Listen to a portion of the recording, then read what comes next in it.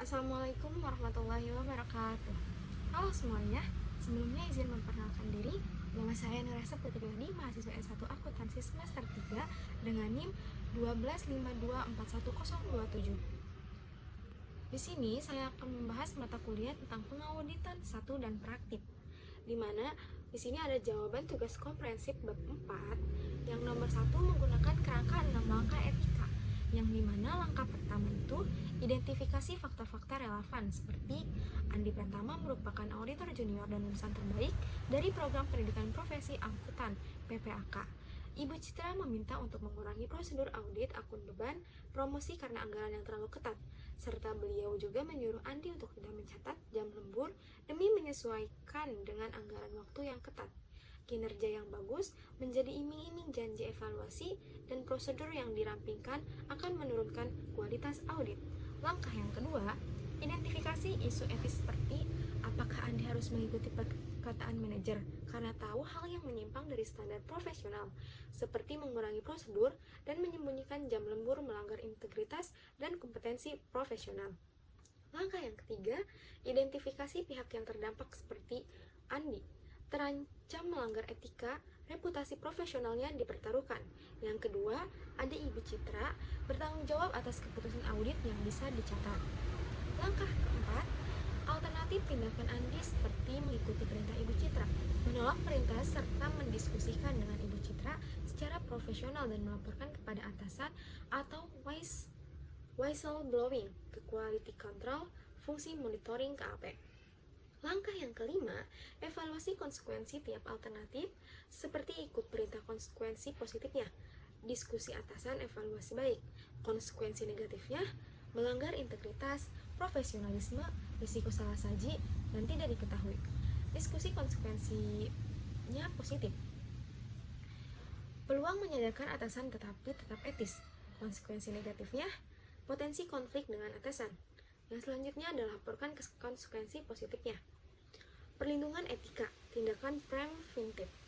Yang selanjutnya, konsekuensi negatifnya. Risiko hubungan kerja renggang, tekanan internal. Langkah yang keenam, tindakan etis yang paling tepat adalah alternatif 2 dan 3, yang dimana Andi sebaiknya menolak permintaan Citra secara profesional dengan menjelaskan bahwa pengurangan prosedur tanpa dasar risiko yang kuat akan melanggar prinsip skeptisisme profesional dan kompetensi dan kehati-hatian profesional. Soal nomor 2, prinsip etika yang terancam. Yang pertama ada integritas seksi 111, objektivitas seksi 112, perilaku profesional seksi 150. Tekanan dari manajemen, seperti Rian dan Sinta, mendorong kebijakan agresi pengakuan pendapatan, menekankan praktik industri dan standar global sebagai pembenaran tekanan audit wajar demi valuasi akuisisi. Tangkapan profesional Budi Santoso. Yang pertama, ada tegas menolak praktik yang melanggar SAK, terutama PSAK 27, yang menyatakan bahwa pendapat harus diakui seiring dengan pengalihan manfaat dari jasa atau barang kepada pelanggan. Yang kedua, menyampaikan secara tertulis kepada manajemen dan komite audit bahwa kebijakan ini berpotensi menyebabkan salah saji material. Yang ketiga, jika tidak ada perubahan, pertimbangkan untuk memberi opini audit dengan modifikasi atau bahkan mengundurkan diri dari penugasan. Soal nomor 3, ancaman terhadap independensi. Yang pertama, ancaman kedekatan atau familiarity threat, yaitu hubungan keluarga dekat, dan yang kedua ancaman kepentingan pribadi atau slave interest rate, yaitu bonus yang bergantung pada angka yang diaudit oleh Ibu Citra. Ancaman ini tidak dapat diterima karena sangat signifikan karena posisi Anton material dalam laporan keuangan, sehingga safeguards yang harus diterapkan yaitu Ibu Citra harus dikeluarkan dari tim audit BNG. Personel independen dari KAP harus mengevaluasi pekerjaan Ibu Citra sebelumnya, yaitu review independen. KAP harus melaporkan situasi ini ke regulator jika tidak tertangani dengan benar. Jawaban nomor 4, independensi jasa non-audit. Pelanggaran etika yang dimana menawarkan jasa desain dan implementasi sistem keuangan kepada klien audit emiten dilarang keras. Referensi regulasi KEPAP seksi 600, yaitu penyediaan jasa non-asurans kepada klien audit dapat menciptakan ancaman telah diri, self-review, dan advokasi.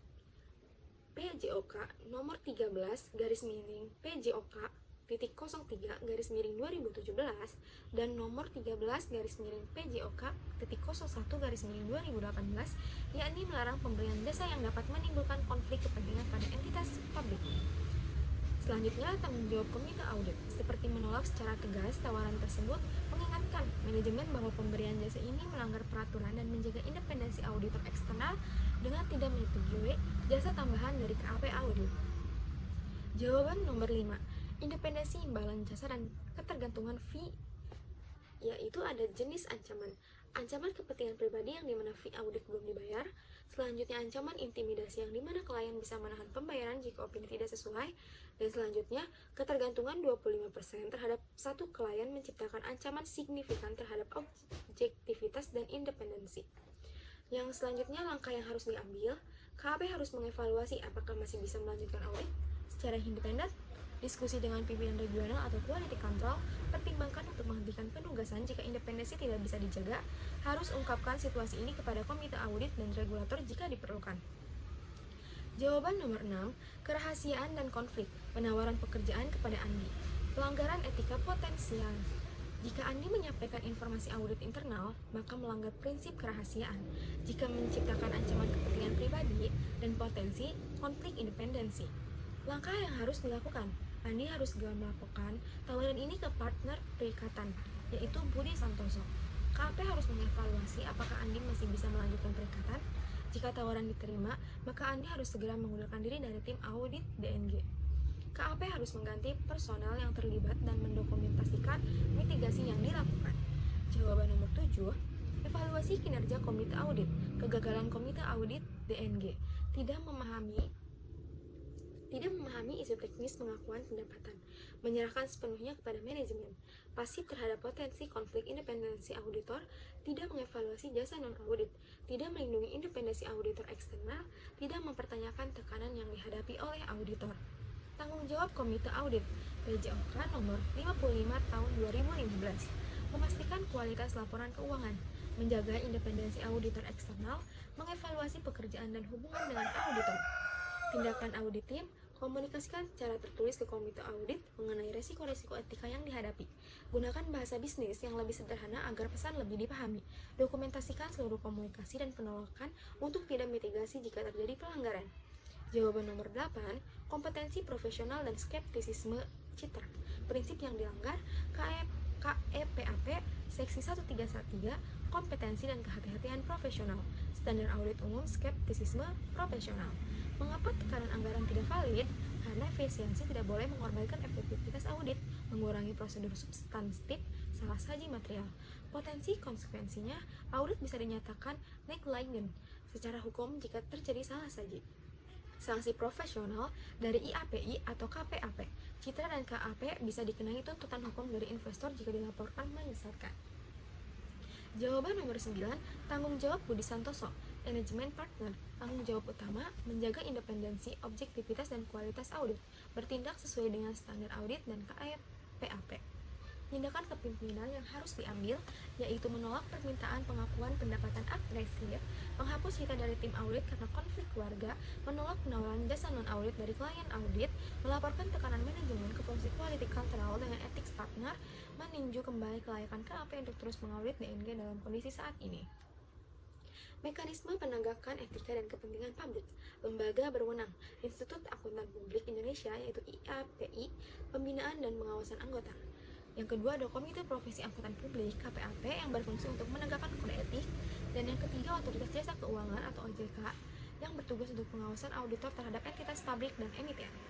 Dampak kegagalan etis, menurunkan kepercayaan publik terhadap laporan keuangan, menyebabkan kerugian besar bagi investor dan pasar modal, serta mencoreng reputasi profesional akuntan publik Indonesia. Sekian dan terima kasih. Assalamualaikum warahmatullahi wabarakatuh.